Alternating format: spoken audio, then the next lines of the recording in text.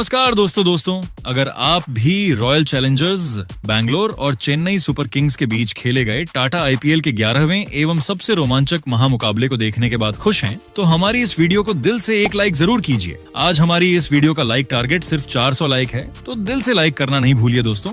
IPL के 11वें एवं सबसे रोमांचक सांसों को रोक देने वाला महामुकाबला आज टाटा आईपीएल के इतिहास की दो सबसे खतरनाक टीमों के बीच खेला गया, जहां पर आज रजत पाटीदार की कप्तानी वाली रॉयल चैलेंजर्स बैंगलोर के सामने ऋतुराज गायकवाड़ की कप्तानी वाली चेन्नई सुपर किंग की team M Chinnaswamy stadium Bengaluru के होम ग्राउंड पर मौजूद थी। टॉस जीतकर ऋतुराज गायकवाड़ ने जैसे ही गेंदबाजी चुनी, ये साफ हो गया था कि चेन्नई सुपर किंग्स ने पूरी प्लानिंग के साथ मैदान में कदम रखा है। छोटी बाउंड्री और शाम की ओस दोनों को ध्यान में रखते हुए फैसला तो सटीक था, लेकिन सामने थी रॉयल चैलेंजर्स बेंगलुरु की रेड आर्मी, जो अपने घर एम चिन्नास्वामी स्टेडियम में किसी तूफान से कम नहीं होती। स्टेडियम का नजारा ऐसा था मानो लाल और पीले रंग की दो लहरें टकराने वाली हों। जैसे ही विराट कोहली और फील्ड सॉल्ट मैदान पर उतरे, पूरा माहौल कोहली कोहली के नारों से गूंज उठा। हर एक फैन की आंखों में बस एक ही सपना था, आज किंग कुछ बड़ा करेंगे। लेकिन कहानी में पहला ट्विस्ट जल्दी ही आ गया। तीसरे ओवर में खलील अहमद की गेंद पर जब शिवम दुबे ने कोहली का आसान कैच छोड़ दिया, तो एक पल के लिए ऐसा लगा जैसे वक्त थम गया हो। कोहली उस समय सिर्फ 2 रन पर थे और चेन्नई ने अनजाने में एक तूफान को खुला छोड़ दिया था। और फिर वही हुआ जिसका डर था। कोहली ने जैसे ही दूसरा जीवन पाया, उन्होंने गियर बदल दिया। मैट हेनरी के ओवर में उन्होंने ऐसा छक्का जड़ा कि गेंद सीधे स्टैंड्स की ऊपरी मंजिल में जाकर गिरी। उसके बाद एक क्लासिक कवर ड्राइव, शुद्ध क्रिकेटिंग कविता। स्टेडियम में बैठे हर फैन के चेहरे पर मुस्कान थी। लेकिन क्रिकेट है जनाब, यहाँ कहानी हर पल बदलती है। युवा गेंदबाज अंशुल कंबोज ने दिमाग से खेला। उन्होंने कोहली के आक्रामक मूड को पढ़ लिया और एक ऐसी गेंद डाली जिसने सब कुछ बदल दिया। कोहली पुल करने गए, लेकिन टाइमिंग गड़बड़ा गई, गेंद हवा में गई और इस बार शिवम दुबे ने कोई गलती नहीं की। 28 रन पर कोहली आउट और पूरा स्टेडियम एकदम शांत। अब बारी थी फिल सॉल्ट की और उन्होंने इस मौके को पूरी तरह भुनाया। उन्होंने आते ही आक्रमण शुरू कर दिया। चौके छक्के, हर दिशा में शॉट्स की बारिश। चेन्नई के गेंदबाजों की लाइन लेंथ पूरी तरह बिगड़ गई।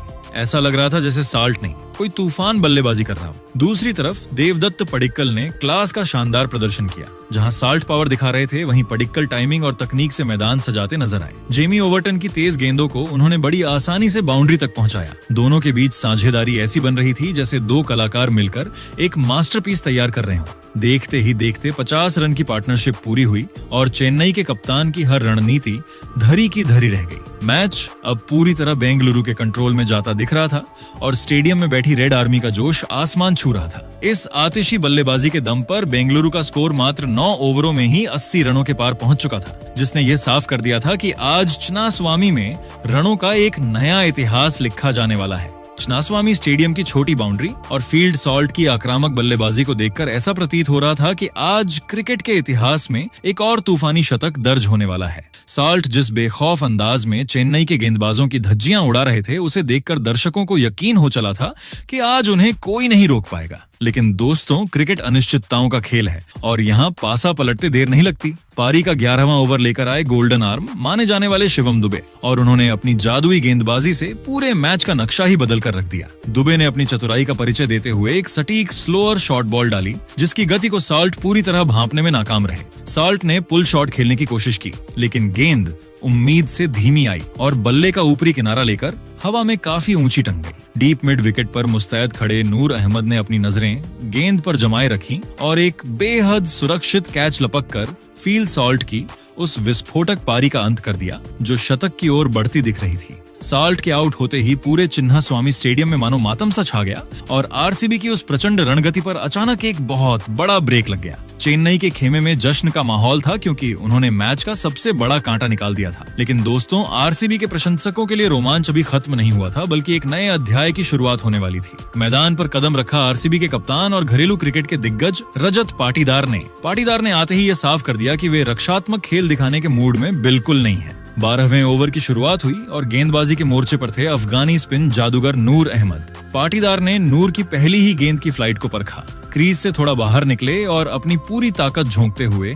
एक भीमकाय प्रचंड और गगनभेदी सीधा स्टैंड्स की दूसरी मंजिल पर जड़ दिया। इस एक शॉट ने न केवल पाटीदार का खाता खोला बल्कि बेंगलुरु के स्कोर को 100 के पार पहुंचाकर स्टेडियम में दोबारा जान फूंक दी। कप्तान का यह आक्रामक अवतार देख दूसरे छोर पर खड़े देवदत्त पडिक्कल ने भी अपना गियर बदलने का फैसला किया। पडिक्कल जो अब तक एंकर की भूमिका निभा रहे थे, अचानक अपने पुराने रौद्र रूप में आ गए। इसी ओवर की अगली गेंदों पर पडिक्कल ने नूर अहमद की एक लूप वाली फ्लाइटेड गेंद का इंतजार किया और लॉन्ग ऑन के ऊपर से एक भीमकाय मॉन्सर जड़ दिया। ये शॉट इतना लंबा था कि गेंद बाउंड्री के बाहर जाकर गिरी और डगआउट में बैठे आरसीबी के खिलाड़ियों को अपनी सीटों से उठकर झूमने पर मजबूर कर दिया। इन दो ने यह स्पष्ट कर दिया था कि साल्ट के विकेट के बावजूद आरसीबी का आक्रमण रुकने वाला नहीं है और मैच अब एक बेहद रोमांचक मोड़ पर पहुंच चुका है। बेंगलुरु के एम चिन्नास्वामी स्टेडियम में जब पारी के 12 ओवरों का खेल समाप्त हुआ तो स्कोर बोर्ड पर अंकित 114/2 का विशाल स्कोर आरसीबी के उन हजारों प्रशंसकों के चेहरों पर मुस्कान लौटा चुका था जो किंग कोहली के आउट होने के बाद थोड़े चिंतित नजर आ रहे थे। चिन्नास्वामी की बिजली जैसी तेज आउटफील्ड और छोटी बाउंड्री का पूरा फायदा उठाते हुए बेंगलुरु की टीम अब एक ऐसे विशाल स्कोर की ओर मजबूती से कदम बढ़ा चुकी थी जहां से वापसी करना किसी भी विपक्षी टीम के लिए एक पहाड़ जैसी चुनौती होने वाला था। मैदान पर इस वक्त युवा और तकनीकी रूप से सक्षम देवदत्त पडिक्कल किसी मंजे हुए योद्धा की तरह डटे हुए थे। पडिक्कल ने मात्र 28 गेंदों का सामना करते हुए 40 रनों की एक ऐसी पारी खेल ली थी जिसमें संतुलन और आक्रामकता का अद्भुत संगम देखने को मिल रहा था। उनके बल्ले से निकले वह नए नाभिराम शॉट्स और स्पिनरों के खिलाफ कदमों का बेहतरीन इस्तेमाल यह साफ बता रहा था कि वे आज एक बड़ी और यादगार पारी खेलने के इरादे से क्रीज पर जमे हुए हैं। दूसरे छोर पर आरसीबी के नवनियुक्त कप्तान रजत पाटीदार ने आते ही अपनी मौजूदगी का एहसास करा दिया था। पाटीदार ने महज 4 गेंदों का सामना किया था और 9 रन बनाकर नाबाद थे, जिसमें नूर अहमद के खिलाफ जरा गया वो भीमकाय अभी भी दर्शकों की आंखों में चमक रहा था। पाटीदार की बॉडी लैंग्वेज में वो आत्मविश्वास झलक रहा था जो एक कप्तान के तौर पर अपनी टीम को फ्रंट से लीड करने के लिए जरूरी होता है। वे पडिक्कल का बखूबी साथ निभा रहे थे और स्ट्राइक रोटेट करने के साथ साथ खराब गेंदों को बाउंड्री के पार पहुंचाने में कोई कसर नहीं छोड़ रहे थे। इन दोनों बल्लेबाजों की जुगलबंदी ने आरसीबी के रन रेट को 9.5 प्रति ओवर के खतरनाक स्तर पर बनाए रखा था, जिससे चेन्नई सुपर किंग्स के खेमे में गहरी चिंता की लकीरें साफ देखी जा सकती थीं। रोमांच का सबसे दिलचस्प पहलू यह था कि चेन्नई के वह गेंदबाज, विशेषकर अफगानी स्पिन जादूगर नूर अहमद और तेज गेंदबाज अंशुल कंबोज, जो पारी की शुरुआत में अपनी धारदार गेंदबाजी और सटीक लाइन लेंथ से आरसीबी के टॉप ऑर्डर पर हावी नजर आ रहे थे, अब पूरी तरह से बेबस, लाचार और दिशाहीन नजर आने लगे थे। नूर अहमद की जादुई गुगली और कंबोज की रफ्तार अब इन दोनों बल्लेबाजों के सामने महज एक साधारण गेंद की तरह लग रही थी। चेन्नई के कप्तान ऋतुराज गायकवाड़ बार बार अपनी फील्डिंग पोजीशन बदल रहे थे और गेंदबाजों के कान में लगातार मंत्र फूंक रहे थे, लेकिन रनों के इस बेखौफ और प्रचंड प्रवाह को रोकने का कोई भी फार्मूला फिलहाल कारगर साबित नहीं हो रहा था। पूरा स्टेडियम अब आरसीबी के गगनभेदी नारों से गूंज रहा था। 12 ओवरों के इस सफर ने यह साफ कर दिया था कि बेंगलुरु ने न केवल मैच पर अपनी पकड़ मजबूत कर ली है, बल्कि वे अब अंतिम 8 ओवरों के डेथ ओवर ड्रामे के लिए पूरी तरह तैयार हैं। पडिक्कल की स्थिरता और पाटीदार की विस्फोटक क्षमता ने एक ऐसी पटकथा लिख दी थी जहां से बेंगलुरु की टीम 200 या 220 के आंकड़े को छूने का सपना देख सकती थी। अब सबकी नजरें इस बात पर टिकी थी कि क्या चेन्नई के डेथ ओवर स्पेशलिस्ट मतीशा पथराना इस तूफान को रोक पाएंगे, या चिन्नास्वामी में आज रनों का पारी के 13वें ओवर में ही शिवम दुबे के खिलाफ देवदत्त पडिक्कल ने अपना गियर बदला और एक के बाद एक 2 चौके और एक गगनचुंबी झड़कर स्टेडियम में मौजूद हजारों दर्शकों को झूमने पर मजबूर कर दिया। इसी बीच रजत पाटीदार ने भी मैट हेनरी के खिलाफ एक प्रचंड झड़कर अपनी और पडिक्कल की 50 रनों की साझेदारी पूरी की। पडिक्कल ने मात्र 29 गेंदों पर अपना शानदार अर्धशतक पूरा किया, लेकिन दोस्तों, उत्साह के इस माहौल में एक बड़ा झटका तब लगा जब 15वें ओवर में जेमी ओवर्टन की एक सटीक गेंद पर पडिक्कल लैप शॉट खेलने के चक्कर में बोल्ड हो गए। बेंगलुरु के एम चिन्नास्वामी स्टेडियम में जब देवदत्त पडिक्कल एक शानदार अर्धशतक जमाकर पवेलियन लौटे, तब पूरा मैदान एक पल के लिए शांत हो गया था। लेकिन दोस्तों, वह शांति किसी बड़े तूफान के आने से पहले की आहट मात्र थी। मैदान पर कदम रखा विश्व क्रिकेट के सबसे खूंखार पावर हिटर और आरसीबी के मॉन्स्टर कहे जाने वाले टीम डेविड ने। शुरुआत में डेविड थोड़े असहज नजर आए, गेंद उनके बल्ले के बीचों बीच नहीं आ रही थी और वे टाइमिंग के लिए संघर्ष करते दिखे। लेकिन दोस्तों, 17वें ओवर में जब अफगानी स्पिनर नूर अहमद गेंद लेकर आए तो टीम डेविड ने अपनी ताकत का वो मुजाहिरा पेश किया जिसने मैच का पूरा भूगोल ही बदल कर रख दिया। डेविड ने नूर की लगातार 3 गेंदों पर 3 प्रलयकारी और गगनचुंबी झड़कर चेन्नई के खेमे में खलबली मचा दी। इनमें से एक तो 82 मीटर लंबा था, जो सीधे चिन्नास्वामी के स्टैंड्स की सबसे ऊपरी मंजिल पर जाकर गिरा, जिसे देखकर खुद विराट कोहली भी डगोट में हैरान रह गए। मैच का असली हाई वोल्टेज ड्रामा अभी बाकी था। 18वें ओवर में जब युवा गेंदबाज अंशुल कंबोज ने एक सटीक और आग उगलती यॉर्कर डाली, तो टीम डेविड पूरी तरह चकमा खा गए और गेंद सीधे स्टंप से जा टकराई। चेन्नई के खिलाड़ी जीत के जश्न में डूब चुके थे, लेकिन तभी अंपायर का हाथ हवा में लहराया और उन्होंने इसे नो बॉल करार दिया। कंबोज का पैर क्रीज से काफी बाहर था और किस्मत आज पूरी तरह से RSCB के साथ खड़ी थी। इस महाजीवन दान के बाद टीम डेविड ने मानो अपना विकराल और रौद्र रूप धारण कर लिया। उन्होंने अगली फ्री हिट गेंद को स्टैंड्स की गहराई में पहुंचाकर एक और भीमकाय जड़ा और यह साफ कर दिया कि आज वे किसी भी पारी का 19वां ओवर जेमी ओवर्टन के लिए किसी डरावने सपने जैसा साबित हुआ। टीम डेविड ने उनकी गेंदबाजी की ऐसी बखिया उधेड़ी कि ओवर्टन अपनी लाइन और लेंथ पूरी तरह भूल गए। डेविड ने इस ओवर में लगातार 3 और 1 कड़क चौका झड़कर मात्र 25 गेंदों पर अपना विध्वंसक और विस्फोटक अर्धशतक पूरा किया। डेविड का बल्ला अब केवल रन नहीं बना रहा था, बल्कि वह मैदान पर साक्षात आग उगल रहा था। हर शॉट के साथ चिन्नास्वामी की गूंज आसमान छू रही थी। अंतिम ओवर में कप्तान रजत पाटीदार ने भी अपनी बल्लेबाजी का वह जौहर दिखाया जिसकी उम्मीद एक लीडर से की जाती है। पाटीदार ने अंशुल कंबोज की पहली ही गेंद को स्लॉट में पाया और एक प्रचंड एवं गगन भेदी झड़कर RCB के स्कोर को 250 के ऐतिहासिक और पहाड़ जैसे आंकड़े तक पहुंचा दिया। यह इस IPL सीजन का अब तक का सबसे बड़ा स्कोर था, जिसने क्रिकेट जगत को हिलाकर रख दिया। 20 ओवरों के महासंग्राम की समाप्ति के बाद रॉयल चैलेंजर्स बेंगलुरु का स्कोर 250 रनों का पहाड़ जैसा स्कोर खड़ा किया।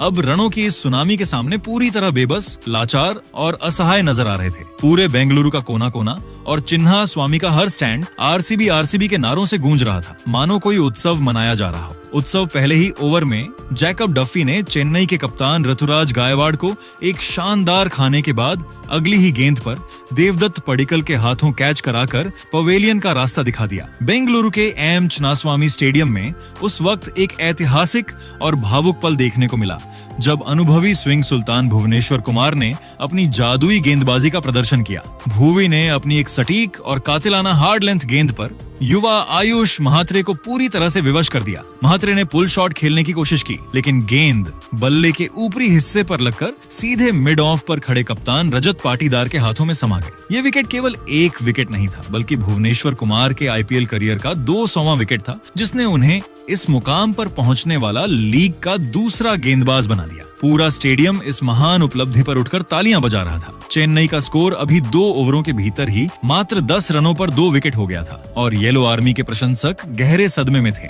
लेकिन दोस्तों, क्रिकेट का रोमांच अभी खत्म नहीं हुआ था, क्योंकि क्रीज पर कदम रखा संजू द बॉस यानी संजू सैमसन ने। सैमसन ने आते ही अपने तेवर साफ कर दिए और जैकब डफी की एक तेज गेंद को क्रीज से बाहर निकलकर सीधा स्टैंड्स में पहुंचाकर एक गगनचुंबी और प्रचंड जड़ा। हालांकि RCB के समर्थकों की खुशी तब दोगुनी हो गई जब संजू की यह आतिशी पारी ज्यादा लंबी नहीं चल पाई।